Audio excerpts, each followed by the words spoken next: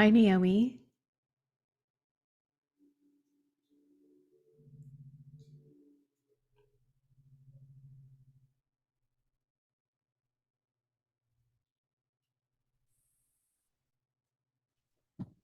Hi, Naomi.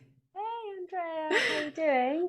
I'm doing fine. I'm just having a really I'm sort of having a bit of a Mercury in retrograde day. I was just in the wrong meeting room. And fortunately, Oh, I went and saw that you were in the right meeting room in my email, but I'm just sort of having that kind of day. So oh, I I get it. was I was set up to record us upstairs, but the neighbors are doing a carpet cleaning. So Yes. I'm in the garage, which means we're not going to be able Oh, to do video because I just don't, like, you can see I have like my daughter's swing set up. Like I'm just a bit I think so it looks great. It's like kind of perfect for I the know it conversation. kind of is actually. I mean, we could keep it. I think you should. I totally think you should. And it Oh my is, it's God. perfect, isn't it? It's perfect. It's like we're trying to constantly find the space and the time, and they're just. All right, I'll keep it. Oh my gosh, I'm dying. That is so funny. Oh gosh. Anyway, I'm sorry I'm a little late. I Oh my just gosh, no, please, it's all good. I, of course, was convinced that it was me getting the time zone wrong and I thought the same thing. I was like, uh-oh, I better check my email, even though I checked it like four times, the time yesterday, because I knew there always is like a bit of a challenge when you're connecting outside of the country. So anyway, I'm glad we found each other. We're here. It says we're here. recording according to Skype. I mean, according to Zoom. So, oh my gosh, so we should be good to go. Yeah, amazing. Are you doing okay today, apart from the like tech, the carpet? I just also had my neighbor has a motorbike and he kind of like quite macho gets going and gets Uh-huh. it going for ages before and Yeah. I was thinking, is he gonna go? Is he gonna go? Please go. But again, I was like, oh, it doesn't matter. I mean, it doesn't matter. It'll be No. okay. I know it kind of doesn't. I know if the carpet cleaning wasn't just like so constant, like it's gonna get in my head. But yeah, we used to have a neighbor in San Francisco who did the same thing, and he would with his motorcycle, and he also did this funny thing where he would just like 10 times circle the block before he would actually take off. So Jason would be recording, and Yeah. you'd hear like, and then it would Yeah. go like, over and over and over. Yeah. So, He's like forgot something or like right. tending to his look, like Yes, that's the he's just whole getting himself ready. Exactly, thing. exactly. Yes. Hilarious. Well, let's just jump in. I mean, Yeah. unless you have any, okay, No, okay. let's go for it. Let's just go for it. Maybe I'll just Yeah. keep all of this in. Who knows? It's so great to have you here, Naomi. I'm so happy to meet Oh, you. I'm so happy to meet you, honestly, like thrilled that Oh, I've been invited. So thank you. It's a real, yes. yeah. Um, Adam Hoke, who is the mutual friend who introduced us. Yeah. He is just I've met him like three times, and yet he's one of my favorite people. Yeah. He's like you. I mean, I feel like I know you from reading your book already, and he has that same quality of just being what I like to refer to as like an immediate person. You just feel like you just get them right away and they share themselves with you so immediately, and it's just a really nice thing. So I'm really happy he connected us. Yeah, I've spent my 10,000 hours with Adam. Oh, Uh, really? like we co-teach on trainings together and he's part of the studio, my studio, and and also I just love him and like want to hang out with him. I really enjoyed the conversation that you had with him actually on Yogaland years ago now, but Me it too. was so sweet, the sparks that were firing between like his interest in theater and your like, oh my gosh. I know, I It's know. really sweet, that kind It of. never goes away. That theater geek, that young theater geek never goes away. Yeah. And I feel like we talked about Richard Simmons too, didn't we? Maybe? I don't know. Anyway, yes, we have some kind of like inner cosmic connection. And his humor, I Yeah. just love people who have a good sense of humor. So, Yeah. yeah. It's essential, isn't it? I mean, Yes. if you're going to spend this much time talking about 10,000 hours, if you're just going to do that many downward dogs, I mean, It's true, we've got to right? have a sense of humor. It's so it's so true. and call it a profession. I mean, Oh my gosh. I feel like I know you already. It's so yeah, great. it was so sweet. My daughter actually, there's a moment when they go to school where they get to invite their parent in to talk about what they do. And it was this really cute moment. And Amelia was a bit like, there's a lot of we live in Hackney. It's a great neighborhood, but it's like a lot of her friends have. She was like, there's a lot of mummies and daddies that work in telly, and that was like we know, like, that was great. It was exciting, photographers, but I really want you to come and talk about what you do. So I went in and I said, I'd rather share what I do though. Don't you think, Amelia? And she was like, okay, let's do it. And I taught her reception class yoga, but she was Oh. really cross with me because I was sort of playful and I was kind of trying to dumb it down a little bit. I was kind of Mhm. being a bit sort of, yeah, just teaching to who was in the room. They were like 4 and 5 year olds. I mean, but I forget that my daughter has this really strong idea of what yoga is, and she just like shut it down basically, and had everyone with their legs at the wall. It was so funny. She was like, you're not taking this seriously, mummy." We Let's can just handle it, Mom. yeah, Like we can we handle it. understand. Totally. Let's do some deep breathing and like Yeah. slow down a bit. That's it. That's it. Right. Oh my gosh, that's so sweet. How old is so we're gonna I really want to talk about your book Yeah. because I just love your book so much. Your newest book, you have a few books, but I'm gonna hold it up since we're doing a little video, Yoga for Motherhood. It's so lovely. Before we get to Yeah. that, tell me how many kids you have and how old they are. They're, I've got 2 children, Okay. and the little one, he's 5, and Amelia's now 8. So I Okay. think I'm just behind you. Your daughter's 9 or She 10. she just turned 10. She just turned 10. She's a Yeah. really interesting 10 because she's very tall. She's almost as tall as me, which is not saying much. I'm only 5'1", but still she's almost as tall as me. So she looks very mature, and she did kind of start school early, so she's already in 5th grade here in the US. But like all kids, I mean, she's just that's such a it's a challenging age because they're really on the cusp of teenhood, and they're kind of a bit in between. But you're sort of like, so you're sort of in a nice poised place where they're in school, Yeah. and they're out of the toddler zone. What do they actually in psychology call that period the latency period, I think. Yes, I've heard Yeah. that too. Yeah. Although my son is like, he's 5, but he's a big 2-year-old. Uh-huh. Uh-huh. He looks Uh-huh. like a big 2-year-old. He's squidgy and very, Oh. yeah, and very Oh. cuddly and very like attached. He's a big 2-year-old. But it's Yeah. really hard that he's at school. I think also because of course, he began like the pandemic. He was 2. Oh, yeah. I really think that that's had something. I mean, it's fine. Like developmentally, he's on track and everything. But that was a weird 2 years. Oh, yeah. Oh, yeah. For all kids. Yeah, and to come out going to school, to go into that whole thing too, and to leave entering school, that's a massive leap, isn't it? Yep. Huge. Yep. Yeah. It is so interesting to talk to people with kids of all ages about how it affected all the Mhm. different ages. Nobody escaped unscathed, man. I mean, No. just so grateful that we are, for now anyway, back Yeah. and glad he's in I school. think, But I but know it's what you mean, like important. temperamentally, maybe like I know what you're saying. Everybody just, they come into the world with their different temperaments. And it sounds like like you said, he's got like this squidgy, cuddly Yeah. temperament. Yeah. Yeah. And my daughter was very like quick to react, very flighty, very hypersensitive, Mm-hmm. Mm-hmm.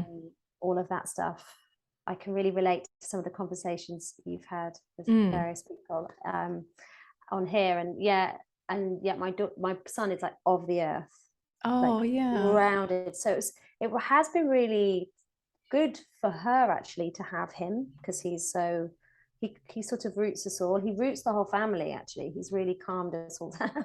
That's so Because I think nice. we just didn't know what had hit us first time round. It was such a whirlwind and a big shock. I mean, it's a big shock, isn't it? Mm-hmm, mm-hmm, mm-hmm. Mm. Yeah. I wonder if some of the sort of with the discipline and the practice, the sort of hyper control of yoga, meditation practice, and how quiet it is and contemplative, and then for that to just explode was, I wonder if it's even more of a shock. Yeah. Yeah. That's a good, I really hadn't thought of that. I always thought of it in for myself in terms of it took so long for me to become a mother, that I thought maybe the shock was having lived, 20 years of adulthood on my own terms. But you're right. I mean, it's also that so much of it is yeah, so much of it is being quiet in yoga and being with yourself, um, and then kind of having all of the, like you said, all of the control ripped away from you, at least for a time, at least for a Oh, time. yeah, definitely. And I think that one of the things that yoga teachers do, and they're quite magical in the way that they do this, is that they are able to, like, I struggle with this word because it sounds like a negative, but like manipulate a space and an atmosphere. Like a yoga teacher can come into a really like dark cloud of a room and see it and shift it Mm. with practices, and it is, yeah, to me it really is magical. Hmm. And I love the creativity of that, being able to walk into any space and not be afraid, to be Mm. able to kind of move with it and be with it. But when you have a little tiny person, that's not the case. They don't play that game. No, they really don't. They do not play that They- game. But it's sort of like, then I was like, oh, okay, this is yoga then. So this is the real yoga. So that's, I think, where I got to writing about yoga and motherhood, was like, Mhm. like I finally found my teacher, Mm. um, completely and constantly. And then also, gosh, don't we need it as parents, as carers? Don't we need these practices, but to be reminded that they work, and be reminded that you don't have to sort of do everything at once. So kind of pulling apart what constitutes a practice and to Totally. really shift that, I think is Yeah. really. You do that so, so beautifully. I mean, I will just be totally honest and say that if Adam hadn't tipped you off on me, I might have kind of, thought, oh gosh, another yoga for motherhood book, another like yoga Yeah, for pregnancy, yeah. yoga, for this, for that. And because I just, having spent so many years at the magazine, just so much, so many books, all kind of the same thing. And this, your book is so different. And it makes, I'm just like, I really have to congratulate you. It's just, okay, I want to just start from the beginning of what I just like the design alone. You really convey so much through the design, like the choice of photography and like the kind of hues of the photography and the layout and the way you present the information. So how did you, just on a really aesthetic level, how did that come to be, and how much did you get to play a role in that with your publisher? So the aesthetics really matter to me. Like, I wanted a book that felt like the practice. I Mm-hmm. think it had to be. And I've got some good friends who are food writers, and so I wasn't bringing in yoga books, because I didn't, also like the books that I have, I don't really, they're very glossy, and Yeah. it's not what I wanted at all.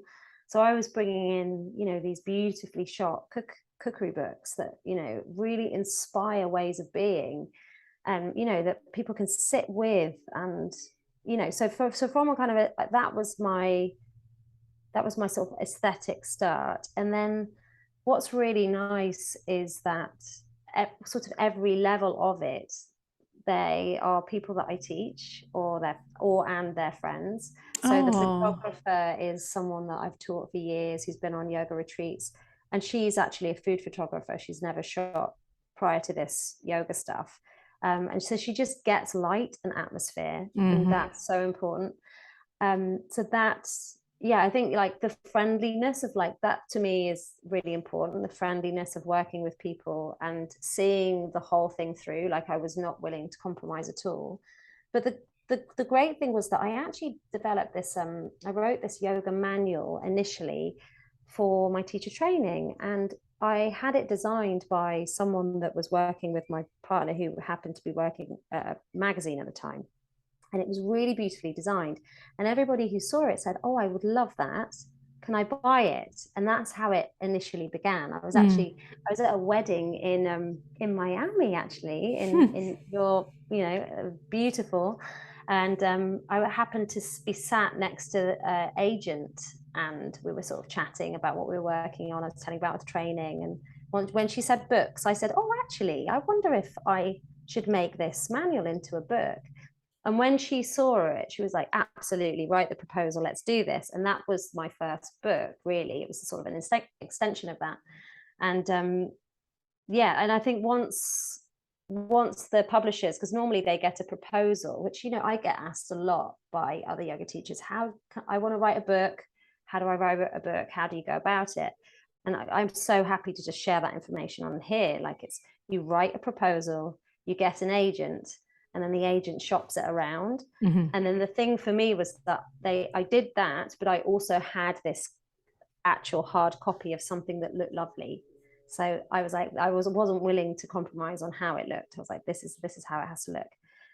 But it did mean that a lot of people did a lot of nice things, like worked, you know, and kind of did little extras and gave me more pictures than they should have. And like, there was definitely a lot of mates doing friendly rates kind of thing. Yeah. To have it look, as you can see, like books don't ever have that many pictures in, or ever have, you know, like the illustrations as well. It's my husband's oldest best friend from when he was 3 is the illustrator. In fact, like I've got her picture, like that's hers on the Oh, wall up wow. there.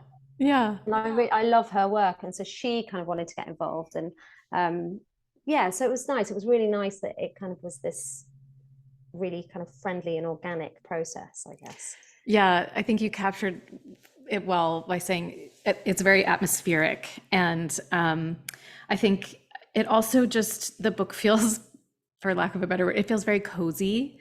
Yeah. You know, and I, you know, a lot of what you talk about is this concept of giving ourselves this opportunity to rest, and, you know, some of the micro practices where you talk about like getting yourself into a cocoon, and that just feeling of like, this is beautiful and real at the same time, that really comes through in just the design. So that's a lovely aspect of it. Yeah. And I think just no one's got any makeup on, and no one's Hmm. like hairsprayed their hair, or it's just as it comes, and there's a lot of beauty in that, I think, you know, Hmm. in just kind of embracing it all. Um, yeah, so I really like to think that it's like the book that I would have really liked, especially in those early days. I mean, it is for mothers of all ages and experience, like up to when, you know, your kids leave home. But, you know, I could have done with, rather than like another sort of blanket, I could have really done with like some reassuring words and like tools of actually how to cope. Hmm. Because Hmm. it was a bit, I think sometimes if you have a practice, whether that's running or whether that's yoga or Pilates or whatever it is, something you're really dedicated to, it can be quite all or nothing. And then the thought of not being able to do that sacred hour is like, well, I'm not doing it properly, therefore it's gone. Totally. And It took you me a just, long time to understand that that was not helping me, that way of thinking, but and to don't you think, shift my practice.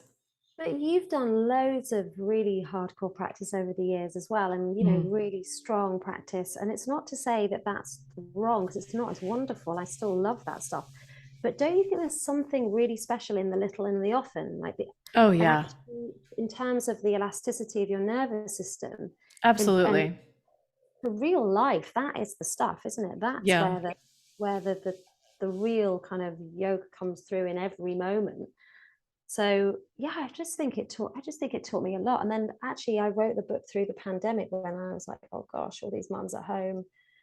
I mean, all, but not just mums. It's just that, you know, I had to be kind of focused and write from my own experience. But yeah, all carers, it's being at home with their kids. It's Yeah. what wanted Yeah, something different. I think, yeah, you know, you mentioned kind of weaving in the moments of practice, and um, that's another thing that I think that really, really stood out to me in the book. I mean, so just to give people a bit of like an overview of the shape, you know, you've got sequences, you've got little kind of anatomy deep dives, you've got these essays, which I want to talk about in a moment, and then these micro practices for mothers.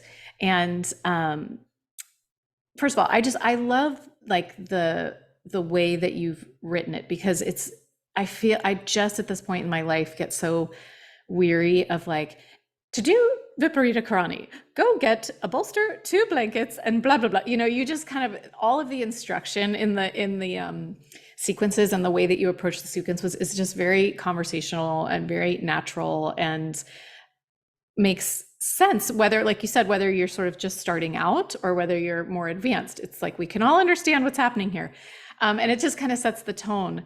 I think also just the essays, you know, what you did so well was you represent, I mean, there's just such a vast array of experiences of motherhood and what it is. And it's just like literally different for everyone.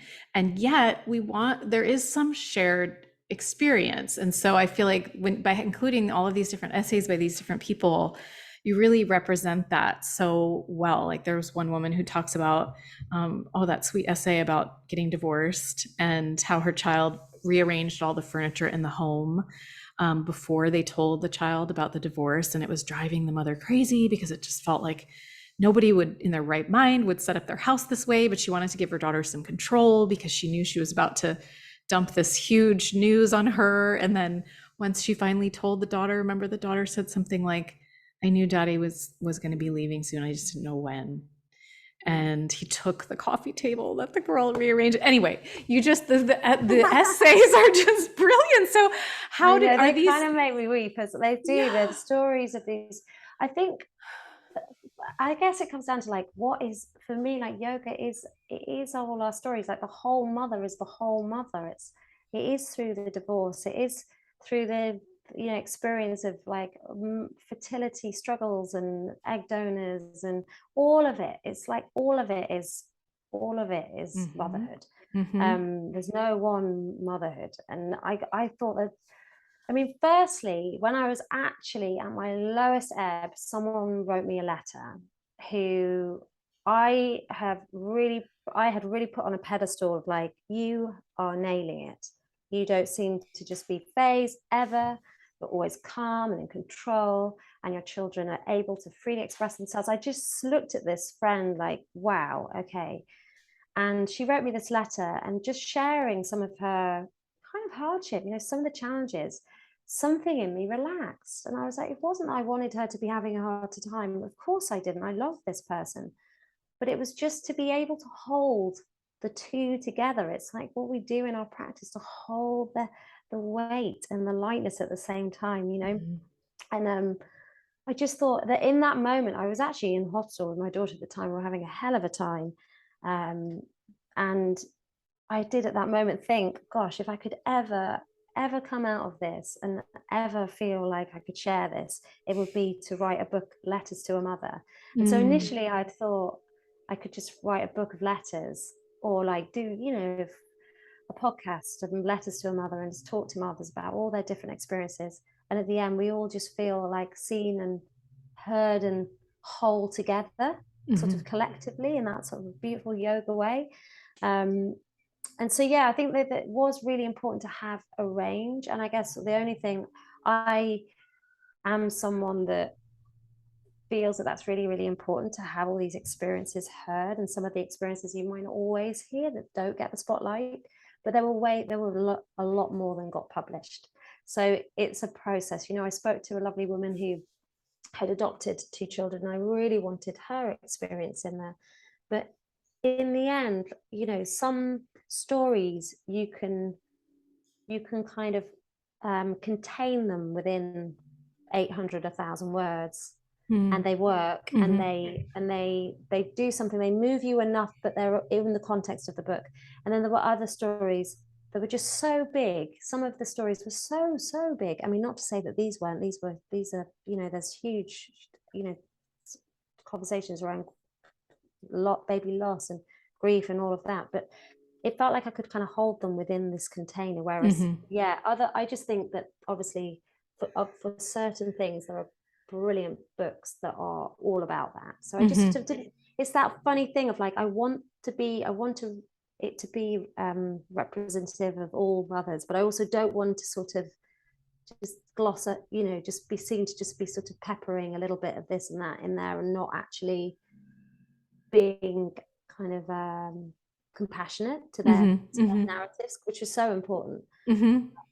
I learned so much from other people's stories. I mean, and I think that's like the gift of, well, another gift of this practice is like how we all come and we've all got these other things going on in our lives, and doing a practice and being part of a community, even if it is that it's just lots of people have the same book, or that lots of people have the same teacher online, or it does do so. I do think there is this kind of glue between us. I feel it. And I love that your friend, going back to your friend who wrote you that letter, I mean, it sounds like she kind of helped you remember, and you're kind of even reminding me of this because I feel like I'm not nailing it all the time. But that basically, I feel like the one camaraderie we have with each other as mothers, despite what our experience may be, despite what our background, despite what our child is like, all these things, it's like we're all simultaneously nailing it and failing at it at the same time. We're all just and whatever quote failing means, like it's just really hard. We're all sort of doing our best in the moment with the inner resources, the outer resources, and the knowledge that we have, and that by its very nature is going to be imperfect. Totally. And I think Winnicott was really onto something with this good enough parent, good enough in mothering was what he was talking about. And somehow that got really lost, didn't it? But that message, I mean, I think it is coming.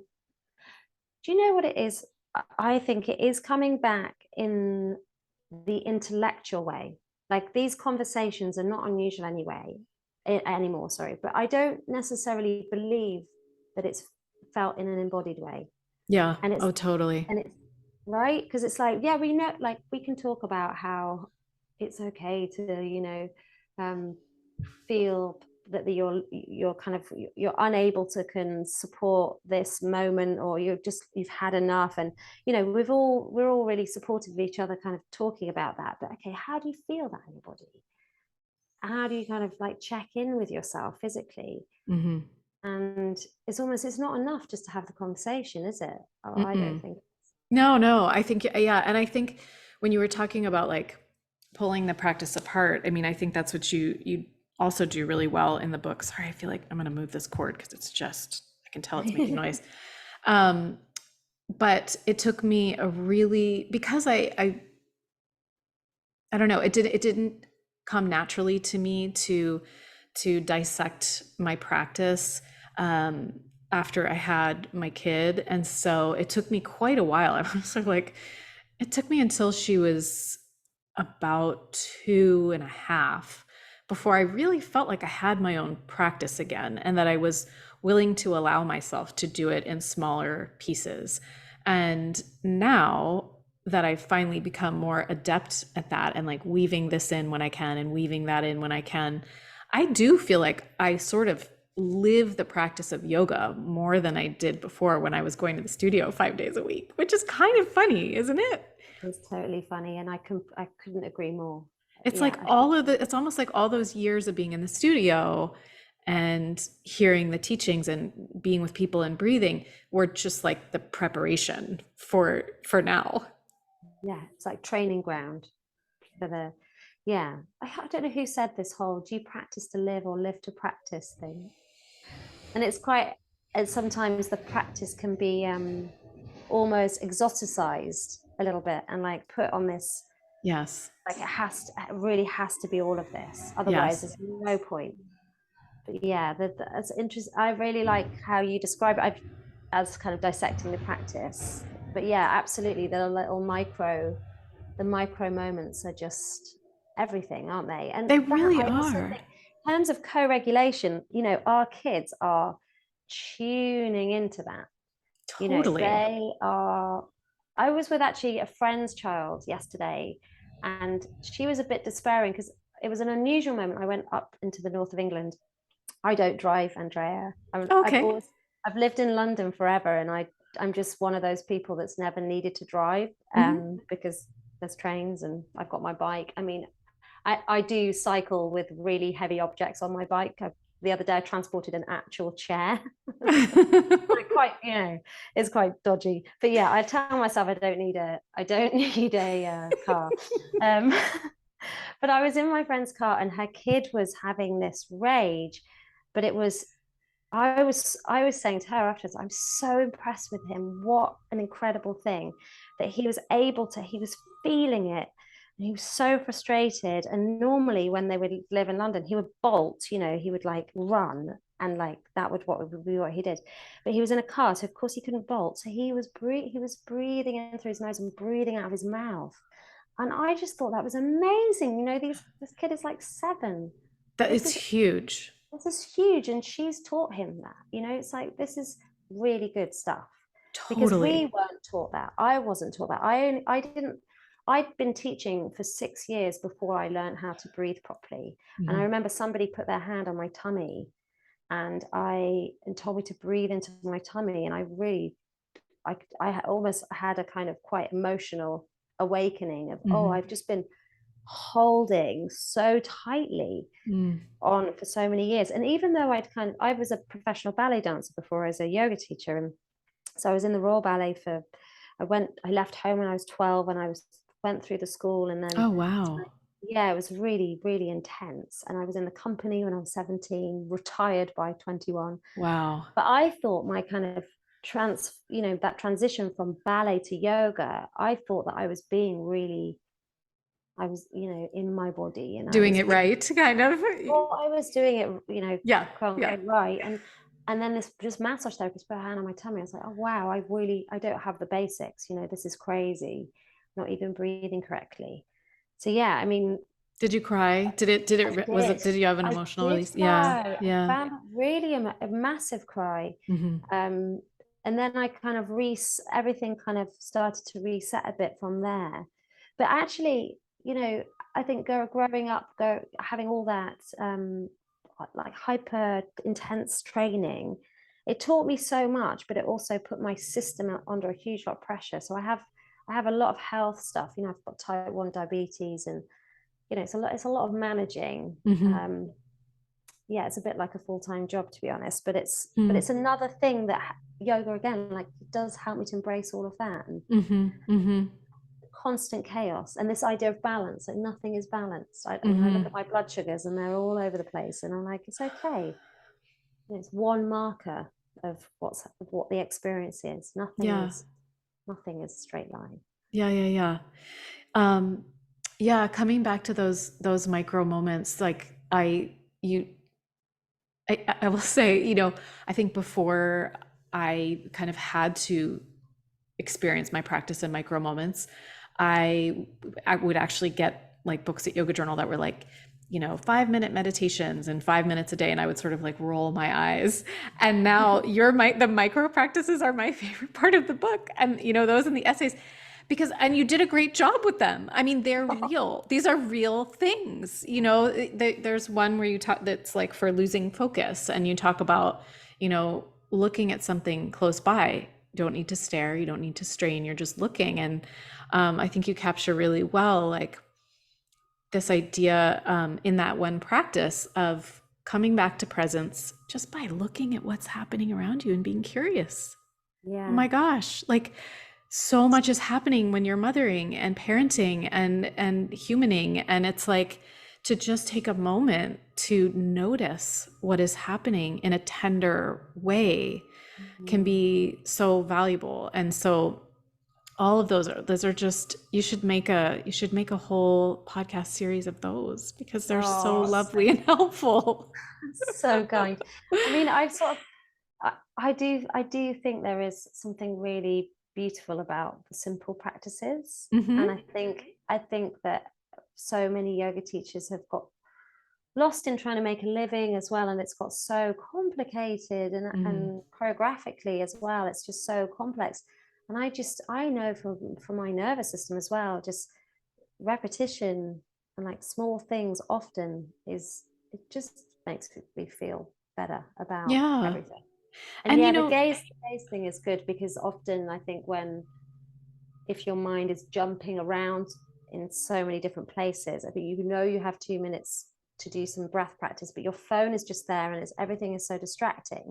But to see an object, and then to feel your own body, and then to imagine the space between and breathe the space between, suddenly it's this tangible thing. And Mhm. that object could be the laundry that you've got to put away, or it doesn't Mhm. have to be anything sacred. Totally. You know what I mean? Because It can just be literally anything. Just feel mhm. the space between. Yeah, just don't miss this moment. Yep. I sometimes think that as well. Like, I think that's why I wanted there to be in the book plenty of, just the real stuff and the chaos a little bit. Celebrate that, Mhm. because I don't want to look back and think, oh, I missed it. Think waiting for something better, Mhm. imagining that things would get easier. I mean, my experience is it does get a little bit easier, just because I get more who I am and they get more who they are, and we all get more who we are as a sort of symbiotic kind of unit. um, and it flows more. But it's not to say it always does. Life throws you all kinds of things. But yeah, I don't want to look back and think I wasn't in it. I wasn't in the texture of it, as you say, like the tenderness of it. So yeah, Mhm. I think the book is a kind of love letter to Mhm. mums, to all of us, to just pay attention, and be in it, no matter how hard. Mm. And we're all in it together. We really are. Um, yeah, I Yeah. just yeah, it's such a and you've yeah. I mean, there's just that the little drops of life that we are. I mean, it's just incredible, isn't it? It Don't you is. to It be is, and part? it's nice. It's a nice thing to be able to share it and talk about it, and um, just you telling that story about your friend and witnessing her child, and that you reflect. She was probably, anytime your child is in distress, it's just your own nervous So, system goes, oh, it's just so hard, and then when it happens, even in front of a close friend, it can be like compounds, and the fact that you reflected back to her like this little positive moment. I have a friend who will do that for me all the time with my daughter, and she's a new friend. She's just a brand new friend, and she's actually a yoga person. I'm so grateful to her for doing that for me because I forget all the time, and I become not generous with myself and not generous with my kid, and I snap back into like all those things we're taught, which is everything's supposed to look this way and be this way, and we're all supposed to behave this way, so yeah, just to be able to share this like really intense experience is really helpful. well, It's really helpful. I also have like a whole bunch of new, like not bunch, but like a couple, like a handful of mum, but local friends. And we got really close over the last few years. I think because normally we're all buzzing about, living our lives, getting on the tube and doing what we do, and yet we were all sort of confined. And so our rhythms shifted, and we were in each other's lives and supporting each other, and with childcare and all of that kind of thing. Right. And yeah, I love those friends, because I've met them at a moment. There's just so much compassion. There really is. It's the real deal. They the way that they, yes, mother their children, but the way they mother me, the way that we all kind of mother each other a little bit. That there's some. It goes beyond, doesn't it? Hmm.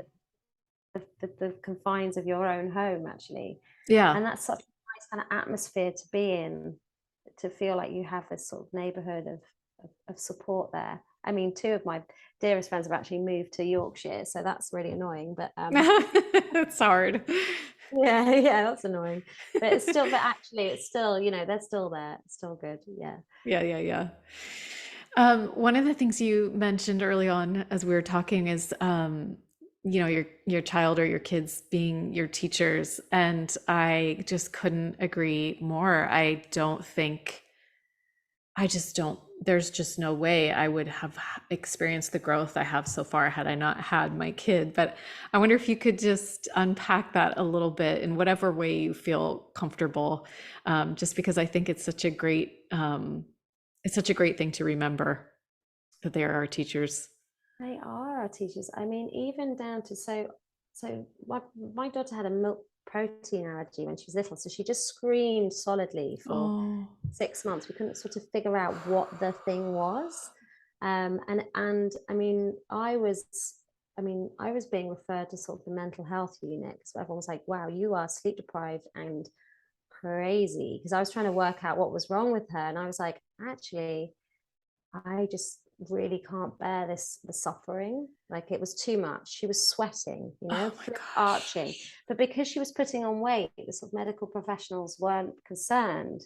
I think you have you do have a really different system in the States, and we are incredibly lucky with the NHS, but it's also massively, um, that under resourced. Like there's So layers that you have to oh, go there's so through. many layers.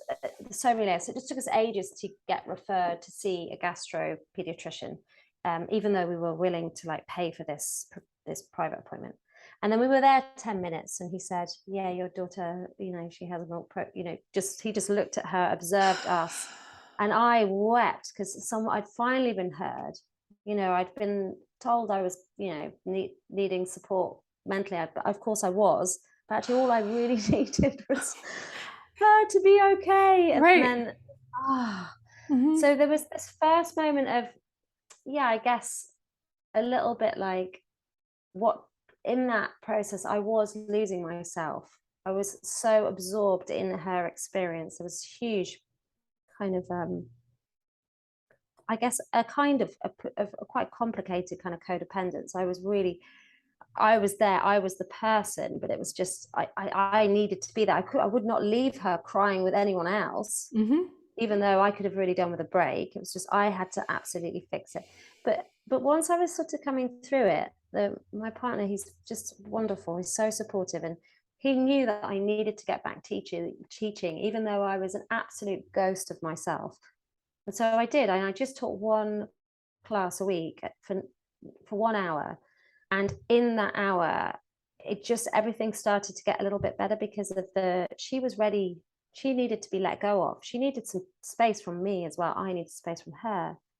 And a little bit like that was a really big lesson in non-attachment, just and so I get that all the time with my daughter in particular, is that she's always ready to do things way before I am ready.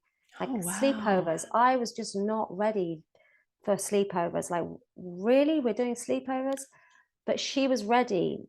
And it's like this moment of like, I have to trust her and this moment and this experience and let go because it is that time, even though I'm not ready. Hmm. And I think so, and that's just like one of many, many examples. Yeah. Yeah. Yeah. That's amazing. I Yeah. mean, yeah, that's a huge one. And I think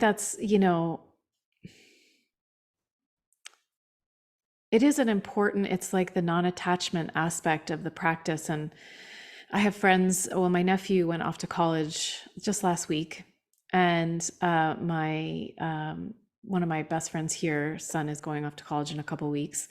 And sometimes I just wish I could shut off my empath switch because I am already like devastated for Yeah. them about that shift, right? But Yeah. ultimately, the hope is always that they will be able to, do things without us. So that is a big one. That is a It's really, a really, big one. And like some of the really practical ways of I just think, yeah, that empath switch is really intense, and I really hear you with that. And I had this wonderful teacher, Bo Forbes, years ago, and I assisted her when she would come to the UK. And one of the things, her book really came at a time, Yoga for Emotional Balance, where I think therapy is amazing. I'm a huge proponent of therapy, and I love, being able to support my students too. I like to refer on, when things get too much, beyond the remit of what I do. Um, and I loved how she was creating almost like we bringing yoga into this therapeutic space by, when we say yoga, like really restorative practice, like just wrapping yourself in a blanket, and or like interoceptively tuning in, putting your hands on your body, going through those lovely phrases that Kristen Neff uses as well, Mm. that this is a moment of suffering, and just knowing that it will pass. But I don't think I would have necessarily come to those things with such a spotlight if it wasn't for my experience of parenthood. I just Hmm. think and I think that again, that they have pulled focus on what yoga is for me. So they have taught me so much. I really could have just got lost in Pincha Mayurasana for a really Yep. long time, like thinking that perfecting that forearm balance was really, really it. Because it's quite intoxicating when you're Mm. in that. And it's that lovely endorphin release that you get when you're doing those practices. But actually going through some really hard stuff, you have to go into those deep layers of yourself, don't you? Just Hmm. Yeah, it's true. I think intoxicating is the right word. I was starting to get into more, like, for me, the more advanced arm balances before I got pregnant, and like, dragonfly, and getting your body into those very, very deep shapes, and then kind of, yeah, like you said, like accomplishing, having that endorphin rush. It is addictive. And I mean, and there, it serves so many wonderful purposes. So there's nothing, I am not downplaying that at all, but I no, know it's what you mean by, wonderful. like, I could have gotten lost in that You could get vortex lost in it. forever. Yeah, Yeah. and it's just nice to still be able to do those things as well, but in a very like non-hierarchical way. That knowing that, yeah, that's great, but so is the Prita Karani, putting your legs at the wall. That it's hot, yes, if you want to do your handstand practice, but in the same class, making sure that the people that are in my class, certainly, and who read my book, I hope, feel that really doing something that isn't that kind of big, in we'll use that word again, intoxicating shape, Hmm. the appeal of that, it's Hmm. so compelling, isn't it? You see that big shiny gold thing and you're like, that's surely it. And actually the person lying down with that bolster under them is more possibly it, who And knows. knowing that It's they need that in that moment, like knowing yeah, that they need that. I mean, I see yeah. that with Jason now. I'm really happy that I see that with him too, because he has always said to us, I self-regulate by being very physical, right? And Mm, that's a big part of how I keep my nervous system and my all of my systems in check. And so he's gotten much his yoga practices are usually pretty active, and then his other physical practice, Brazilian jiu-jitsu, is very active. But I see him more and more now over these last few years, as we've learned more about co-regulation with a child, right? And the importance of our own self-regulation. And he's been able to see, like, oh, I thought I had it all figured out, but as soon as my kid gets triggered, I'm like off the handle. It's really, and it's just part of who he is. And it's nothing, it's been really good to just be like, yeah, this is part of what we have been conditioned to be, or it's how we're wired, or it's our brain. And we still have these practices to help us learn to self-regulate. And so I do see him doing more um, inward and more supportive practices at yeah. home. And I'm just so happy that he has it too. Oh, it's so good. And yeah, I mean, I can really relate to, to to that journey as well that you go on. When shifting from being a professional ballet dancer, then I needed the kind of rigor of a strong practice. It's absolutely all I've known was Mm-hmm. and Push, push, push. Mm-hmm. push, and I had these really intense teachers, and I was a long way from home from a young age. I was there to like really achieve this one goal. It's really Yeah. very, very intense. um so I needed anything after that would have felt soft, but the practices that I chose were the hot practices, the ashtanga and Mm-hmm. power yoga, and all of that really heated, fiery stuff. And it was absolutely also what my nervous system possibly needed. Mm-hmm. You don't want to go from A to Z. You want to Mm-mm. kind of got to kind of gently, you've got to be on your own journey, haven't you? But what I love about that as a life experience is now when anyone comes into my room, I'm just not phased, because I've been there. I've had that need to do that thing, and I'm really happy to support that person in that really Yeah.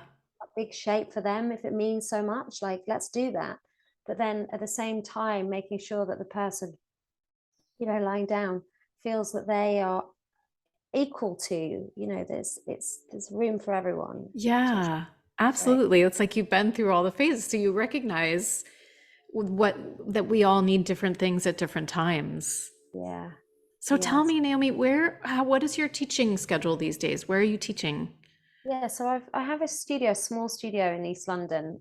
It's called Yoga on the Lane. It's been there for 11 years, and I teach through Yoga on the Lane. I do morning classes, 8 a.m. on a Tuesday and a Thursday, and then I do 8 p.m. on a Sunday, and that's all via Zoom. And then I also do in person on a Wednesday and a Friday morning, like 9:30. Probably not very useful for your audience, that the in studio, but the Zoom, they could always come and We're all over the world here at Yogaland. My yeah, number two, I love think my that. number two country, I think my number two region is the UK. Yeah. Yeah, Hmm. I'm not surprised. Yeah. Yeah, I'm not surprised. I was You're telling you in you're an on our email, teachers. Jason and I feel such an affinity to Yeah. all of our UK people. It's such an interesting thing because we're not, I mean, I don't know, we're very like Midwestern culturally for the United States, but I don't know, we just connect well with the Yeah. humor and I don't know, the intellectual approach and things like that. So, Well, you always have a space to stay. We've got a home in London, and you'd be so welcome, oh, thank you. anytime. Yeah, Well, yeah, next time I anytime. come, I would definitely love to come take class with you. Oh, I'd love that too. I'd Yeah. love that too. And who knows what it will look like? I mean, running a studio as I'm sure is very, very precarious moment. Yes. Yeah, so I'm kind of who knows, but yeah, if it's sometime soon, you can Yeah. come. I'm hoping maybe next summer that we'll Oh, come back and bring Sophia. There's a lot of horsey things in the UK. So there's yes. like a forest out there with wild ponies, the new forest ponies that we've heard about. She's dying to meet. And It's my favorite place. really? Yes, Oh my Brocken, gosh. Brockenhurst, and it's utterly, the wild ponies are like honestly, they're mind blowing. And you just get a train. It's an hour from London, and there's like various little, you can Airbnb or stay in a really nice hotel. There's a good food scene there, so you can have a lovely meal and then go on these gorgeous walks. And there's just ponies everywhere. Oh my I gosh. mean, It's like her it's dream. And even at this point, it's my dream too. Now I like horses too. yeah, So yeah. yeah. Yeah. It feels a bit like they're not horses. It feels a bit like they're unicorns. Do you know what I mean? You're like, you just blink and you're like, this isn't real. I believe it. I believe it. I've seen it online and it does Yeah, have that feeling. So I'm glad to hear it actually lives up to it. yeah, Yeah. Yeah. it does. Well, thank you so much. Where can people find the book? Which I'm going to The hold up again book they because can it's so buy gorgeous. like through all the normal, regular online places. And if you were to have a complex relationship with the online spaces, um, just you can feel good by leaving me a review, because that is a really good thing to do, right? Leaving a review for an author is it Absolutely. makes it more visible. Um, but yeah, so like I think anywhere online. My first book was being sold also through like Anthropology, which was quite a Oh, sweet, neat. yeah, it was really sweet that was happening there. But yeah, I think just through all good bookstores, Andrea. Great. Awesome. Well, thank you so much, Naomi. It was so great to connect with you. And thank you for sharing yourself with the world with this book. I love it. Thank you so much for having me. Honestly, it's such a treat to be here. I really appreciate it. Bye. Thanks. All right, we did it. Oh, My garbage truck is happening outside. I don't know if you could hear that, but yeah. I heard it. I was like, is that the carpet? It's fine. Yeah, I think no, it's it's good. totally fine. I was It's actually just listening to a podcast the other day of like a much, a guy with a huge audience. And he's like, yeah, the leaf blower guy's here. I got to go shut my window. He said, I oh, swear like 90% of the time I'm doing a podcast, there's somebody who starts doing something outside. So we're all used to it by now, but and it's because you care, like you want that seamless thing. But I don't think anyone really, no one else right. buttons, do they? They just don't mind. No, the only reason it bothers me is because it distracts me. That's the Oh, only, same. I know yeah. what you mean. Yeah, It's yeah. like I know my what you mean. brain kind of goes like, what was I? And because I try so hard in an interview to like really, tie things up. So, Yeah, I must say thank you so much because I am the queen of like, or I could just talk in all different directions. So thank you for really holding my hand through that oh, and good, good. Yeah. You're welcome. keeping No, me on track. it was such a nice natural conversation. So that's Yeah. to me like really important. And Oh, you're great at talking about, who you are and what you do. So yeah, thanks. it was really great. It was really And I great. really So, mean it about we also like we go away plenty, so there'll be periods where we're not in our home, if you're stuck. And oh, we know of thank lots of you. people that do.